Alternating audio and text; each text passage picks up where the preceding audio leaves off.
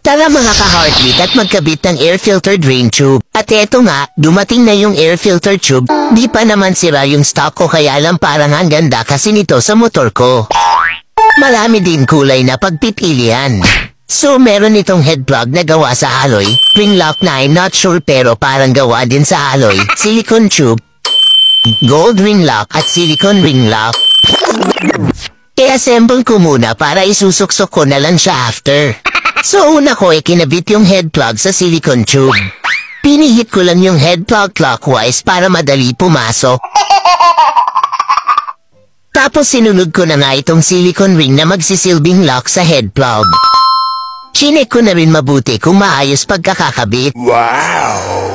Isinunod ko naman itong gold ring as a support lock at matakpan din yung silicone ring.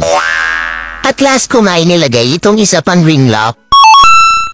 Madali ko naman natanggal itong stock na rubber filter tube tapos pinunasan ko lang ng konti tsaka ko inilagay yung bago. Pinipilit ko lang ulit clockwise habang ipinapasok hanggang doon sa naiwang mark ng luma. So depende na rin sa inyo yung adjustment ng haba. Oh my God! So gamit nga itong screwdriver hinigpitan ko na yung alloy ring lock at yung tornilyo sa head plug para di matanggal. So ganun lang siya kadali ikabit at sobrang porma niya sa motor. Yes! Salamat sa panonood and ride safe always.